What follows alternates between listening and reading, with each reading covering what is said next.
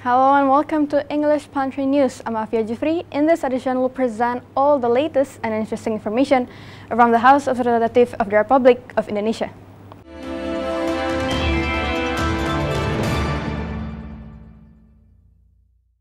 Commission 6 of the House supports the acceleration progress of the industrial zone development in Batang Regency, Central Java, embarking a new era for Indonesia's economic growth and development. At the specific visit to Central Java province recently, Vice Chairman of Commission 6 of the House, Gede Sumarjaya Linggi states, Indonesia has a great opportunity to be the force of global economic market and could be the main destination for investment. Gede Sumarjaya adds Batang Integrated Industrial Zone could become one of the manufacturing centers with a total area of 4,300 hectares. This area will also become a driving force and will actively contribute to the national economic restoration. Yang kreatif itu adalah menggait investor lebih banyak lagi, yaitu terutama di bidang industri, di mana kita telah mencanangkan yang namanya kawasan industri terpadu di Batang ini. Dan ini kami sangat concern untuk itu, maka kami datangi ini untuk melihat perkembangannya, apakah semua terkoordinasi dengan baik. Vice Chairman of Commission 6 of the House, Arya Bima says the development of integrated industrial zone aims to grow the nation's competitiveness on the industrial sectors. He adds with a strategic location that could reach international connectivity, this can stimulate the national economic mobility. Hal yang terkait dengan interkonektivitas, baik itu menyangkut tol, juga menyangkut jalan Trans Java, kemudian juga infrastruktur jalan kereta api, infrastruktur pelabuhan, energi, sekarang Jawa Tengah dalam posisi oversupply. Saya melihat kawasan industri Batang ini adalah kawasan strategis yang bisa dikembangkan. From Central Java, Mario Hasiholan, TV Parliament reports. At a specific visit to Sukabumi Regency, West Java recently, Vice Chairman of Commission 10 of the House, Dede Yusuf states, there is a lot of regions in southern part of Sukabumi that's still not covered by the cellular network. This hampers the long-distance learning activities program, or known as PJJ. Dede Yusuf adds the Internet Quota Assistance Program by the Education and Culture Ministry is ineffective. With a budget up to 7.2 trillion rupiah, there are about 60% area in Sukabumi where the students are still not getting the assistance since its release in October 2020. So Dede Yusuf urges the Communication and Information Ministry and cellular providers to add more transmission towers on some of the blank spot areas. Masih banyak daerah-daerah yang seperti di Kabupaten Sukabumi, wilayah selatan, itu blank spot. Sehingga ia tidak bisa melakukan PJJ. Nah, itu perlu dukungan dari Kemenkominfo atau mungkin provider untuk menambah tower-tower tertentu. Ya, dan ini tidak boleh berpikir secara bisnis. Member of Commission 10 of the House, Desi Ratnasari says, Sukabumi Regency is not too far from Jakarta, but there are still some areas that cannot be accessed by cellular service providers. Adanya blank spot, ketidakadanya ataupun kepemilikan smartphone yang tidak dimiliki oleh semua. Menurut saya ini juga menjadi kendala-kendala utama bisa dilakukannya PJJ. Adanya stres yang dirasakan oleh anak-anak maupun orang tua pada saat mereka harus mengalami suasana ataupun situasi belajar dengan penuh ketidakpastian tadi. Kapan mau ketemu sama teman-temannya, kapan mau belajar dalam suasana yang berbeda, tidak hanya di rumah. Desi Ratnasari asserts even though the vaccine has already been found, the uncertainty of how long COVID-19 will last makes the students and parents who have to do the online schooling activities feeling stressed and tired. Arde Ardiansyah, TV Parliament report. Commission 9 of the House urges the law enforcers to transparently investigate the allegation of corruption case of Workers Social Security Agency or BPJS Ketenagakerjaan. Member of Commission 9 of the House, Kurniasih Mufidayati explains, in every coordinating meeting, Commission 9 always remind the directors and supervisor board of BPJS Ketenagakerjaan to carefully manage the financial and investment funds. Therefore, she urges the law enforcers to investigate the case and give an accountable result to the public. Ini hak rakyat, ini hak teman-teman pekerja, harus diusut sampai tuntas dan harus dibuka secara transparansi bagaimana akhir dari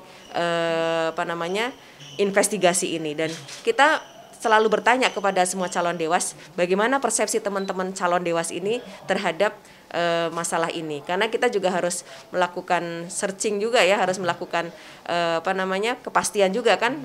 Member of Commission 9 of the House, Saleh Partaunan Daulay, supports the law enforcement to investigate the case so that the legal process of BPJS Ketenagakerjaan could be evaluated to find the problems which could be improved in the future. Mudah-mudahan nanti dengan adanya proses yang sedang dilakukan di sana itu BPJS bisa semakin baik, ya. Bisa diketahui mana yang kurang, mana yang salah, mana yang perlu diperbaiki, dan kalau perlu memang kalau ada yang salah ya tentu harus diproses sesuai dengan aturan hukum yang berlaku. Lately, the Attorney General is investigating the allegation of corruption case of BPJS Ketenagakerjaan for its budget management and investment fund misuse for about 43 trillion rupiah. Alfat and Julian, TV Parliament, report.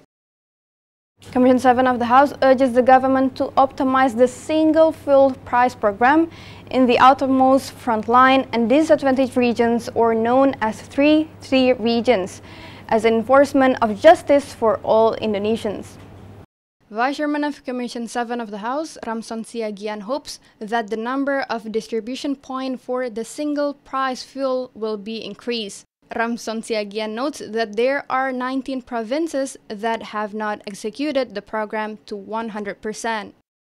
Jadi itu kita sangat mengharapkan itu bisa terlaksana di daerah terdepan, terluar, dan tertinggal. Karena dari progres yang kita peroleh, bahwa masih sekitar ada di 19 provinsi, belum bisa terlaksana 100%.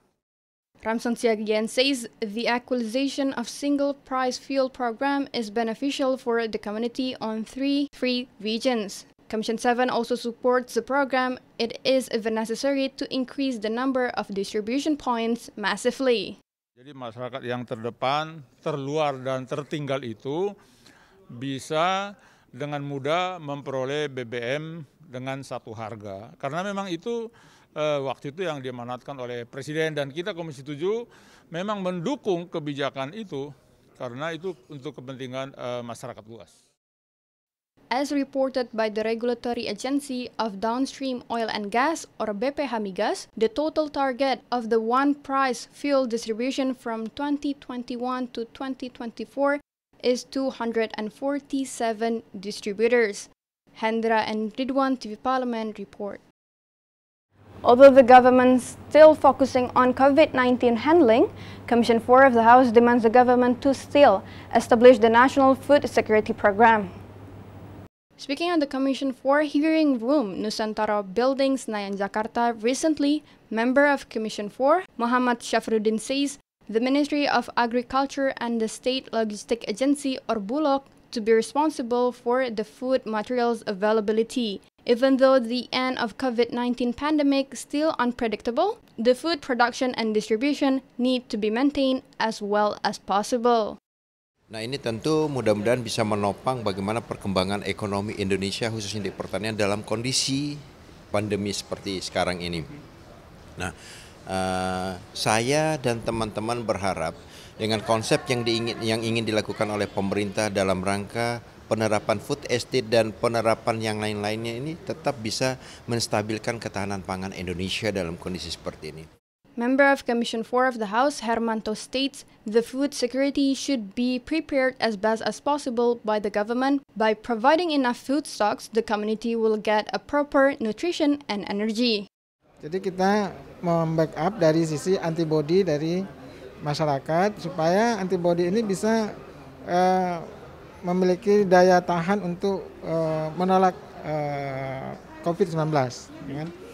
Nah, tentunya ini kita berharap anggarannya tidak dikurangi.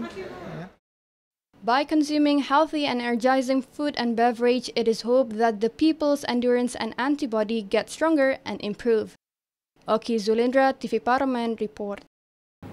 Commission 4 of the House urges the Environment and Forestry Ministry to tighten the regulation of forest and land acquisition, especially for agricultural mining and other forest utilization.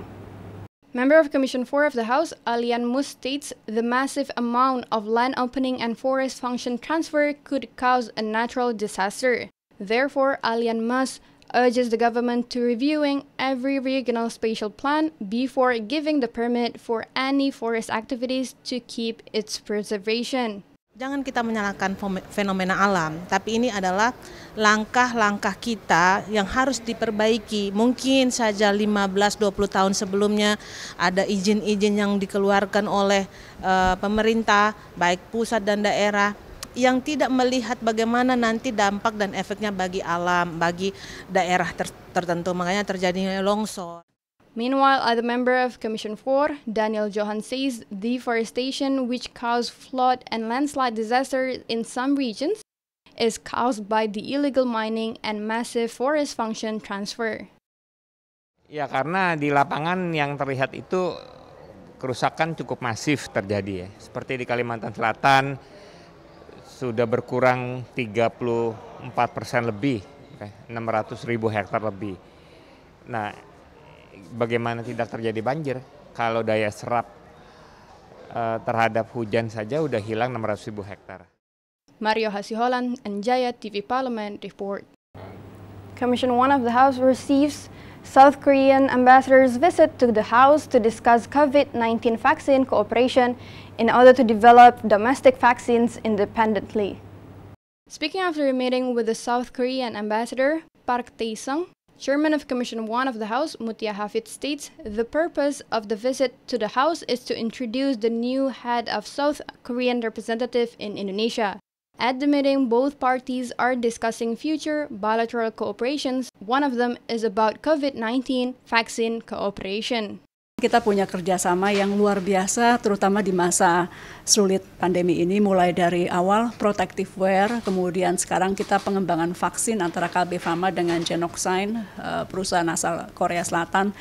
Mutia Hafid also says the cooperation in handling COVID-19 is still ongoing. Commission 1 hopes that the clinical tasks of the vaccine could run well so it could provide domestic vaccine needs. Berbicara mengenai bagaimana Indonesia dengan Korea Selatan bisa terus meningkatkan kerjasama terkhusus dalam rangka penanganan pandemi COVID. Alat testing dan lain-lainnya. Tapi yang ke depan kan kita lihat ini kerjasama vaksin. Dan ini yang sudah masuk ke tahap pembicaraan yang cukup intens. Jadi kita harapkan juga penyediaan vaksin mandiri dari dalam negeri dibantu dengan negara-negara sahabat seperti misalnya Korea Selatan untuk pemproduksian vaksinnya itu bisa dilakukan dengan baik. Kemudian tentu karena kami di Komisi 1 juga menangani bidang pertahanan. The COVID-19 vaccine development with the South Korea pharmaceutical company, Genesin, has already entered the second clinical test stage and will have the third clinical test in the foreseeable future. From Senayan, Jakarta, Indah and Rifki, TV Parliament report. Commission 6 of the House deplores rice import trading procedures that involves the State Logistic Agency or Perumbulok importing rice quota more than which already assigned. This cost Perumbulok more budget to preserve the rice quality at the vault. At the work visit to Karawang, member of Commission 6 of the House, Dayang Muhammad regrets the imported rice trading policy that has caused Perumbulok to import more rice than the quota limit. This makes Bulog to pay for the renting place for about 120 million rupiahs for each warehouse to keep and preserve the rice. Barang ini disimpan di Bulog, Bulog menanggung biaya sewa. Yang dulu sewa gudang saja karena impor masuk dan Bulog harus menyimpan barang itu 120 miliar loh per bulan. Ini kan orang sakit namanya. Member of Commission 6, Rika Diapitaloka, says the incorrect policy affects Bulog financial condition because the importing budget is coming from bank loans. Rika Diapitaloka points the budget interest alone has almost reached 1.4 trillion rupiah. Meanwhile, Bulog should also ensure the price is affordable for the people. Kondisi keuangan Bulog juga menurut kami kurang sehat. Karena adanya kebijakan Bulog harus mengimpor, lalu kemudian uang impornya itu adalah misalnya pinjaman dari perbankan. In 2018, President Director of Perum Bulog, Budi Waseso, states the amount of rice that filled the Bulog warehouse is amounting to 2.4 million tons, which caused Bulog to pay up to 45 billion rupiah to rent the Army and Regional Police Department warehouses. From Karawang, West Java, Alda Kustari, TV Parlemen report. And that rounds up this edition of English Pantry News. On behalf of all the crew of TV Parlemen, we would like to thank you for your attention. We will meet again in the next edition of English Pantry News. From me, Afia Jeffrey. Once again, thanks for watching and goodbye.